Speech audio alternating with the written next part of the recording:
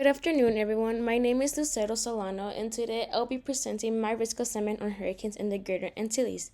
This region, which includes countries such as Cuba, Jamaica, Haiti, the Dominican Republic, and Puerto Rico. Throughout this presentation, I will discuss why hurricanes are so frequent and devastating in this area. In this presentation, I will cover our accessibility measures, identify and provide a description of the event, talk about geographical risk factors, social risk factors, immediate, short term, and long term impacts, response protocols, and future planning recommendations. Now, here's a list of the accessibility measures that I chose to take for this presentation. I want to start off with that hurricanes are large swirling storms that form over warm ocean waters, primarily in the Atlantic and the Caribbean during hurricane season, which runs from June to November.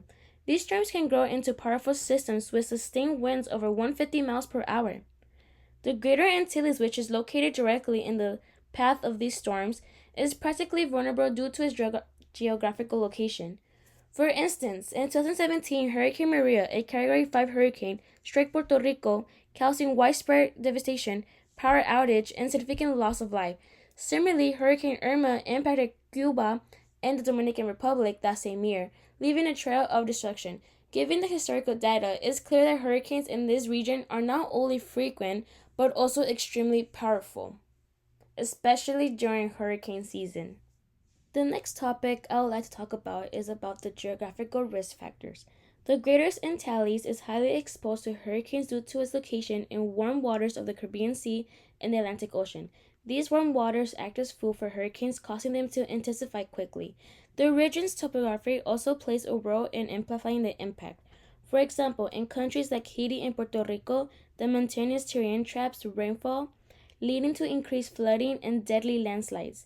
In contrast, coastal areas such as northern Cuba are especially vulnerable to storm surges, where seawater is pushed inland, often flooding entire communities.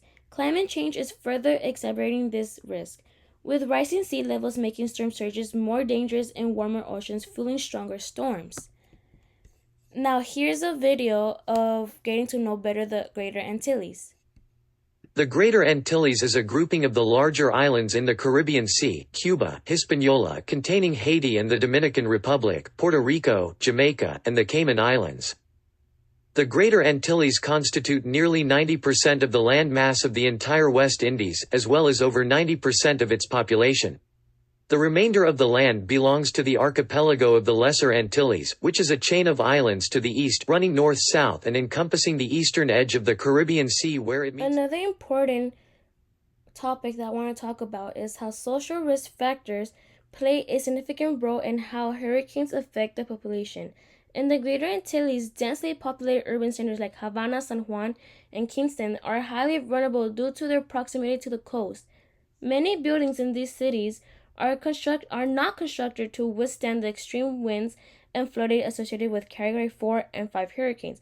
Additionally, rural areas, particularly in Haiti, face even greater risk. In these areas, there's limited access to emergency services, and the infrastructure is often very weak. This leads to slower evacuations, higher casualties, and more severe long-term impacts.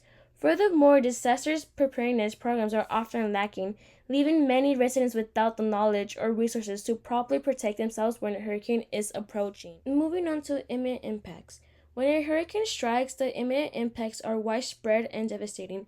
The intense winds can reach speed of over 150 miles per hour, tearing roofs off houses, toppling trees, and downing power lines.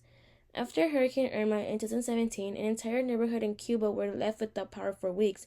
Storm surges, which are walls of water pushed ashore by the storm's winds, can cause massive flooding in low-lying coastal areas.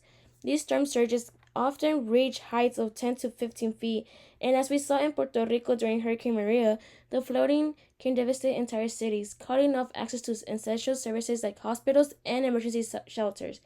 Additionally, the heavy rainfall, sometimes up to 30 inches, leads to flash floods and landslides, particularly in mountainous regions. In the immediate aftermath, thousands of lives may be at risk, and the destruction of infrastructure can leave communities without power, clean water, or food for days, for weeks. Beyond the immediate destruction, The long-term impacts of hurricanes can be equally devastating. Economically, hurricanes can cause billions of dollars in damage. For example, Hurricane Maria cost around $90 billion in damages in Puerto Rico alone, affecting not only homes and infrastructures, but only key industries such as agriculture and tourism, which are vital to the region's economy. Socially, hurricanes displaced thousands of people, many of whom lost their homes and livelihoods. In the aftermath of Maria, we saw a mass migration of Puerto Ricans to the U.S. mainland, practically to states like Florida and New York. Moving on to response protocol. The response to hurricanes must be swift and effective to minimize loss of life and ensure communities can begin to recover quickly. In the immediate aftermath of hurricane, emergency services focus on search and rescue operations, delivering food, water, and medical aid to the hardest hit areas. Organizations such as the Red Cross and local governments play key roles in the process. However, as we saw with Hurricane Maria, there have been significant delays in delivering aid, practically to remote areas. Puerto Rico, for instance, experienced delays in receiving federal assistance, which contributed to the extended recovery time. Effective communication before and after the storm is crucial. Early warning systems must be improved to ensure that everyone, practically those in rural areas, receive timely information about the approaching storm and evacuation orders. For future planning recommendations, to reduce the impact of future hurricanes, several key strategies need to be implemented. First, building codes across the region need to be strengthened so that homes and public buildings can withstand the stronger storms that are becoming more common. This is especially important in areas like rural Haiti, where many homes are constructed from materials that can't survive high winds or heavy flooding. Second, investing in better infrastructures such as flood defenses and storm water management systems can help reduce the damage caused by flooding and storm surges. Education is also a critical component. Communities must be better prepared through disaster drills and public awareness campaigns about evacuation routes and emergency supplies. Finally, we need to invest in long-term sustainable solutions like restoring mangroves and wetlands, which can act as natural barriers against storm surges, and